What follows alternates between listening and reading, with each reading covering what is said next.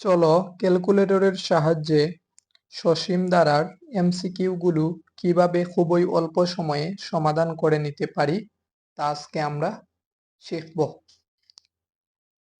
এখানে দেখো 13 যোগ 20 যোগ 27 যোগ 34 যোগ 111 ধারাটির পদ সংখ্যা কত? সসীম ধারায় তোমাদের একটি হলো সমান্তর ধারা এবং অপরটি হলো গুণোত্তর ধারা। প্রথমত আমাদের দেখতে হবে এটি কোন ধরনের ধারা। এখানে দেখো 13 যোগ 20 যোগ 27 যোগ 34, আমরা দেখব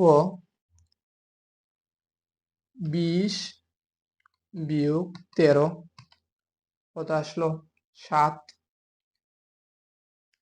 এখানে পার্থক্য কত 7, এখানেও দেখো পার্থক্য কত 7। যদি প্রতি ক্ষেত্রে পার্থক্য সব সময় সমান হয় তাহলে আমরা জানি এটি একটি সমান্তর ধারা। অর্থাৎ দ্বিতীয় পদ বিয়োগ প্রথম পদ অথবা তৃতীয় পদ বিয়োগ দ্বিতীয় পদ যদি করি তাহলে যদি পার্থক্যটা সব সময় সমান হয় তাহলে এটি একটি সমান্তর ধারা। তাহলে দেখো ওই অঙ্কটি কিভাবে ক্যালকুলেটরের মাধ্যমে খুবই অল্প সময়ে সমাধান করে নিতে পারি। প্রথমত আমাদের তুলতে হবে প্রথম পদ। প্রথম পদ এখানে কত দেয়া আছে 13। তাহলে দেখো প্রথম পদ আমি তুললাম 13।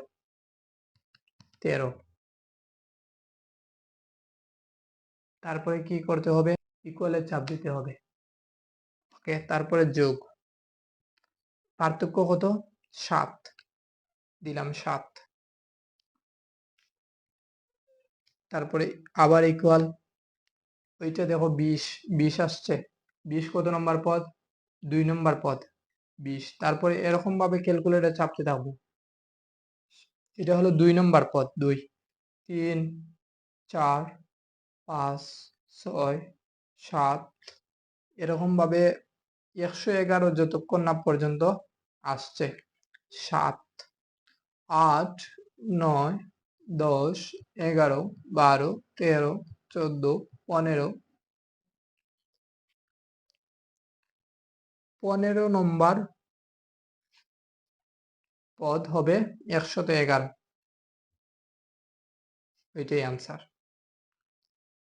আবার দেখো ওই অঙ্কটি, এখানে প্রতি ক্ষেত্রে পার্থক্য কত 13 বিয়োগ যদি 7 করি তাহলে কত 6। এখানেও দেখবা প্রতি ক্ষেত্রে পার্থক্য 6। তাহলে বলছে যে 7 যোগ 13 যোগ 19 যোগ 25 যোগ ডট ডট ডট ধারাটির 15তম পদ কোনটি? প্রথমত কি তুলতে হবে, প্রথমত 7, পরে ইকুয়ালে চাপ দিতে হবে, পরে যোগ পার্থক্য কত 6, পরে ইকুয়ালে চাপ দিতে হবে, আবার পরে বারবার ইকুয়ালে চাপ দিতে হবে। ওইটা হলো 13 আসছে, 13 কত নম্বর পদ 2 নম্বর পদ, তাহলে এখানে বলবো 2, ইকুয়ালে চাপ দিতে হবে 3, 4, 5, 6, 7, 8, 9, 10, 11, 12, 13, 14, 15। তাহলে বলছে যে ধারাটির 15তম পদ কোনটি? 15তম পদে গিয়ে পেয়েছি আমরা 91, তাহলে 15তম পদ হবে 91, এটাই আনসার। এখানে আবার দেখো আরেকটি অঙ্ক আছে, এখানে দেখো প্রতি ক্ষেত্রে পার্থক্য কত দ্বিতীয় পদ বিয়োগ, দ্বিতীয় পদ আছে -5 বিয়োগ প্রথম পদ, মানে সাধারণ অন্তরটা -7। এখানে দেখো -7, এখানেও আসবে -7, প্রতি ক্ষেত্রে পার্থক্য কত -7, তাহলে এটি একটি সমান্তর দ্বারা, অথবা সাধারণ অন্তর প্রতি ক্ষেত্রে সব সময় সমান, তাহলে সমান্তর দ্বারা। এখন প্রথমত আমাদের কি তুলতে হবে 2, ধারাটির 12তম পদ নির্ণয় করো। 2 - 5 - 12 - 19 ধারাটির 12তম পদ নির্ণয় করতে বলা হয়েছে। তাহলে দেখো প্রথমে তুলতে হবে 2, পরে ইকুয়ালে চাপ দিতে হবে, পরে পার্থক্য কত? -7 -7 পরে ইকুয়ালে চাপ দিতে হবে, -5 আসছে। ওইটা কত নম্বর পদ? 2 নম্বর পদ। -5 2 3 4 5 6 7 8 9 10 11 12। তাহলে ধারাটির 12তম পদ নির্ণয় করতে বলা হয়েছে যেহেতু, তাহলে 12তম পদ আসছে -75, এটাই অ্যান্সার। এখানে দেখো আর একটি আছে 8 যোগ 11 যোগ 14 যোগ 17 যোগ ... ধারাটির কোন পদ 392? এখানে দেখো প্রতি ক্ষেত্রে পার্থক্য কত? 11 বিয়োগ 8 কত আসবে? 3। তার মানে প্রতি ক্ষেত্রে পার্থক্য আসবে 3।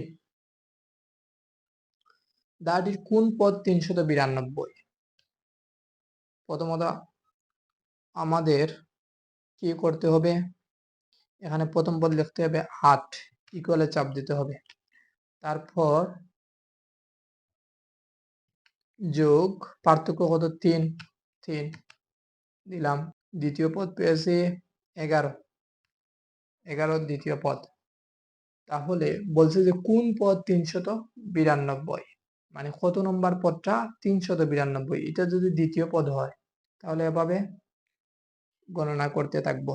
দ্বিতীয় পদ 2 3 4 5 6 7 8 9 10 11 12 13 14 15 16 17 18 19 20 21 22 23 24 25 26 27 28 29 30 31 32 33 34 35 36 37 38 39 40 41 42 43 44 45 46 47 48 49 50 51 52 53 54 55 56 57 58 59 60 61 62 63 64 65 66 67 68 69 70 71 72 73 74 75 76 77 78 79 80 81 82 83 84 85 86 87 88 89 90 91 92 93 94 95 96 97 98 99 100 1 2 3 4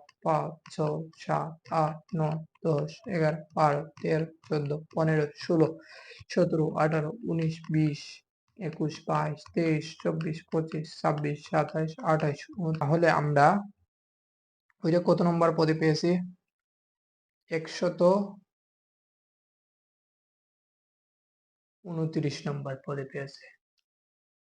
তাহলে আমরা 392 কত নম্বর পদে পেয়েছি? 129 নম্বর পদে 392 পেয়েছি। 129। তাহলে 129 নম্বর পদটি হবে 392। এখন আবার দেখো ওইখানে পার্থক্য কত? 8। ধারাটির প্রথম 9টি পদের সমষ্টি কত বের করতে বলা হয়েছে। তাহলে আমাদের দেখতে হবে, ওইটা বের করতে হলে আমাদের একটা ফর্মুলা জেনে রাখতে হবে।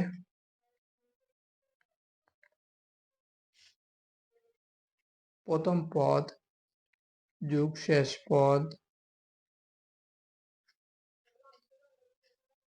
ইন্টু পদের সংখ্যা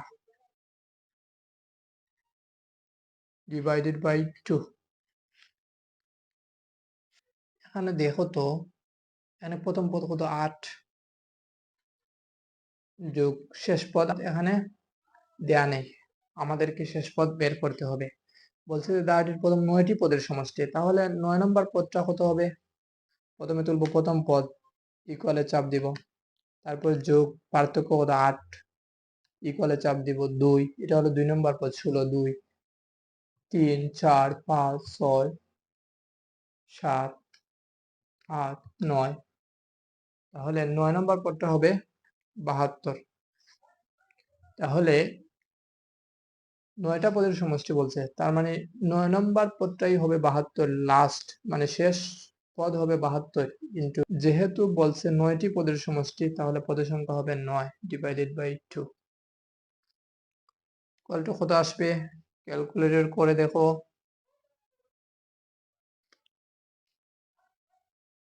360 আসবে,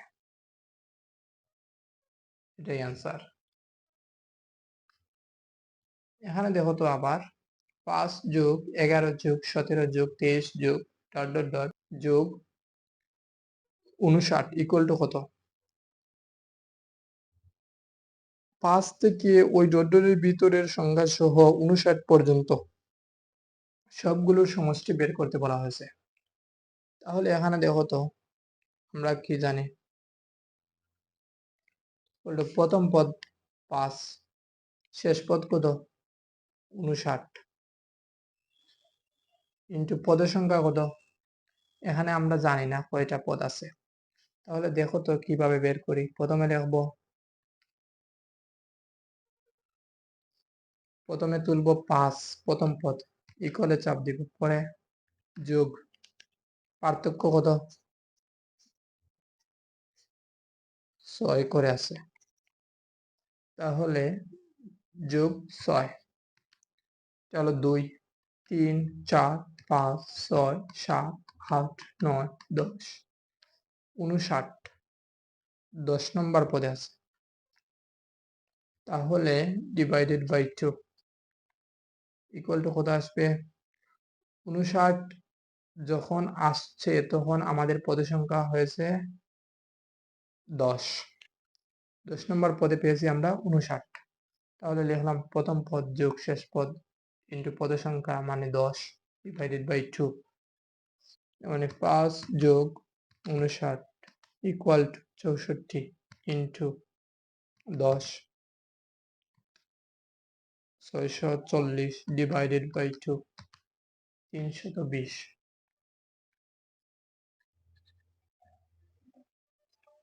ওইটার উত্তর আসবে 320। ধন্যবাদ সবাইকে।